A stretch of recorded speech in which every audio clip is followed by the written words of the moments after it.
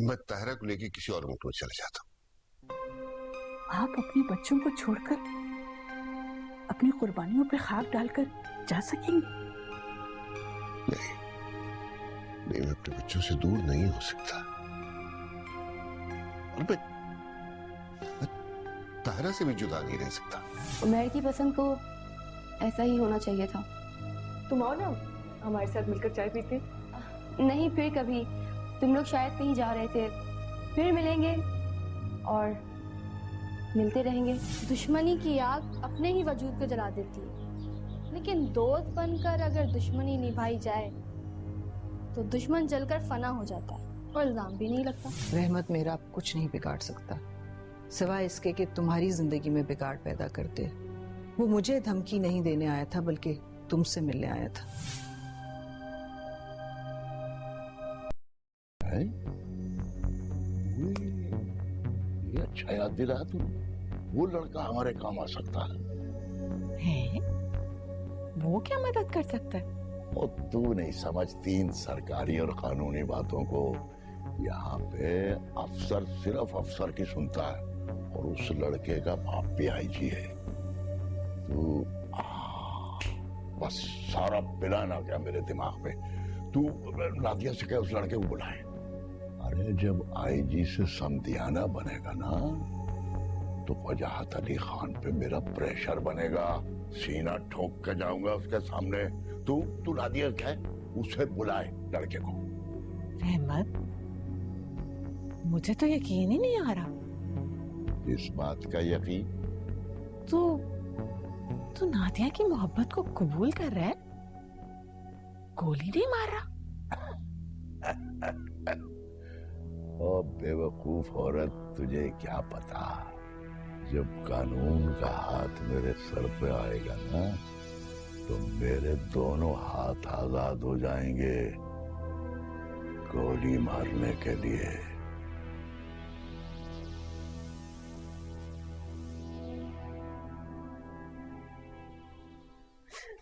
Any, क्या हुआ बेटा? तुम तो अपनी अम्मी को लेने गई थी। अम्मी मर गई इसकी नबी।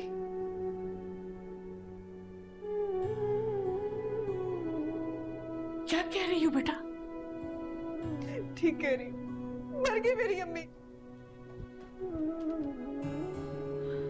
उमैर,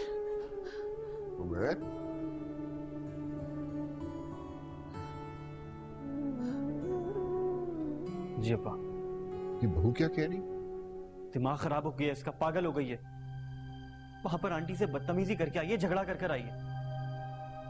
मगर किस बात पर? सकीना भी मुझे कुछ बताने को तैयार ही नहीं है। सारे रास्ते रोती हुई आई है गाड़ी में। तुम तो साथ गए थे, कहीं कोई झगड़ा वगैरह तो नहीं हुआ? सकीना भी आंटी जैसी साबिर और शाकिर औरत किसी से शिकवा जरूर कर सकती, लेकिन झगड़ा नहीं कर सकती। ठीक है, तुम जाओ एनिक बस।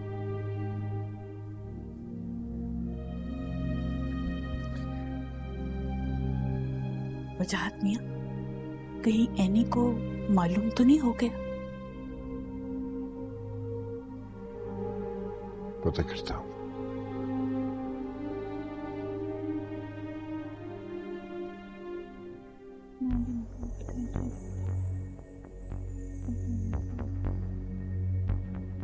फोन कर और बुला उस लड़के को।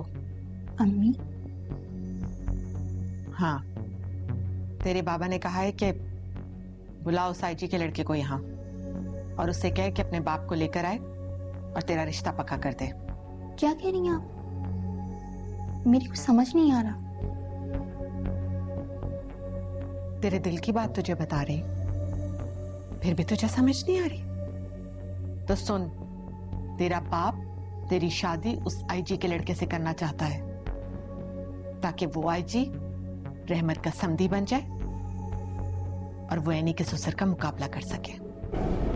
मगर पापा उस शरीफ आदमी से मुकाबला क्यों करना चाहते हैं? इज्जत से उनकी बेटी को बहू बना कर ले गए हैं। रहमत का इज्जत से दूर दूर तक कोई वास्ता नहीं है। वो सिर्फ इनकाउंटर करना जानता है।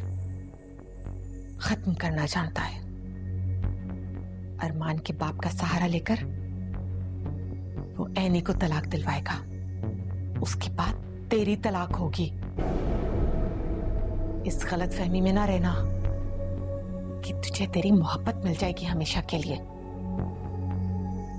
चल फोन कर और बुलाओ साईजी के बेटे को यहां।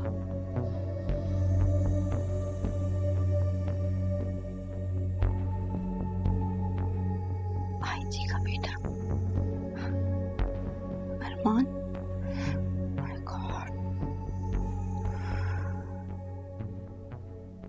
सकीना भी। जी बेटा। सकीना भी यानी तो ऊपर भी नहीं है। तुम्हें यहाँ नहीं आना चाहिए था।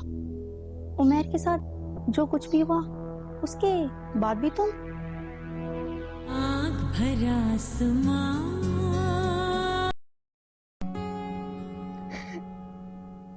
बहुत अफसोस की बात है।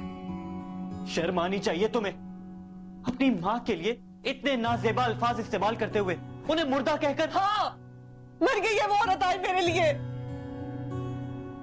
मर गई है।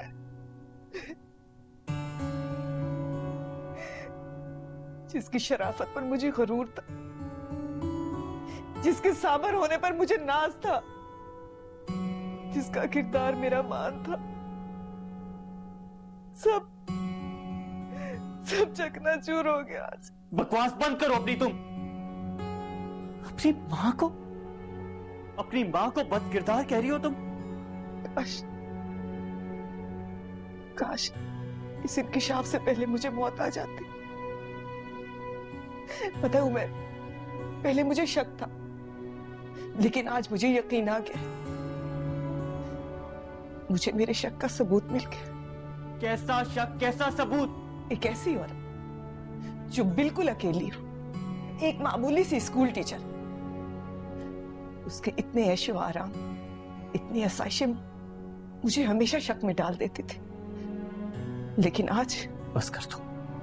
अगर तुम्हारे दिल में कोई शक था भी तो भी तुम्हें अपनी जबान पे मेरे सामने नहीं लाना चाहिए था। अगर आंटी अच्छी मां नहीं तो तुम भी अच्छी बेटी कहलाने के काबिल नहीं हो। मेरा दिल फट रहा है उमैर, तो किससे कहूं? बाबा हमेशा अम्मी पर शक किया करते थे और मैं बहुतान समझकर हमेशा बाबा से नफरत किया करती थी, क्योंकि मुझे कभी अपने माँ के किरदार पर शक ही नहीं हुआ।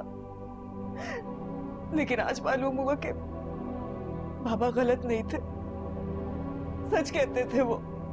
बस कर दो एनी, प्लीज चुप कर जाओ। मैं माँ की इतनी तजरील बर्दाश्त नहीं कर सकता। इसलिए कि तुम्हारे सामने इतनी भयानक हकीकत कभी आई नहीं। तुम मेरी जगह पर होते ना तो फिर तुमसे पूछती कि कैसे दिल फटता है माँ बाप की गुमराही देखकर।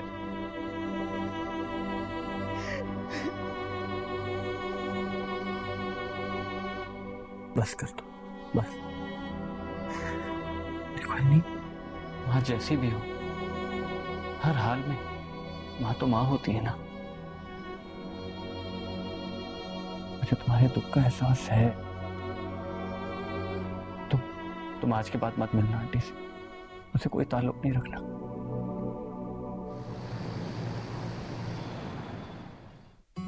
मेरी बेटी के सामने मेरा किरदार दागदार हो गया है। हैनी का शक उसकी जबान पर आ गया है। वजाहत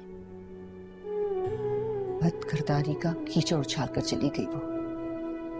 अब तो आप मुझे भूल जाएं, 3 अल्फाज अदा कर दें, भूल जाएं मुझे। यानी कि शक का जुबान तुमने खुद दी था। अगर तुम उसे तमाम तर हकीकत बता देती तो आज वो मेरी चीजें देख के तुम पे ऐसा इल्जाम न लगाती। कैसी बातें कर रहे हैं वजाहत? जो बेटी अपनी माँ के किरदार पर शक कर सकती है वो इस हकीकत को कबूल कर सकती थी? सारी जिंदगी अपनी मोहब्बत का कातिल होने का ताना देती रहती मुझे, इसलिए क्योंकि एक दफा अगर ये हकीकत खुल जाए ना तो उमैर और ऐनी की शादी खतरे में पड़ सकती है। समझ नहीं आता मैं क्या करूं। जिस कदर मामलात को सुलझाने की कोशिश करता हूं उतने उलझते जाते हैं। कल अदालत में पहली पेशी है। इससे पहले कि हम दोनों का रिश्ता सारी दुनिया के सामने आ जाए, इसे खत्म करते हैं।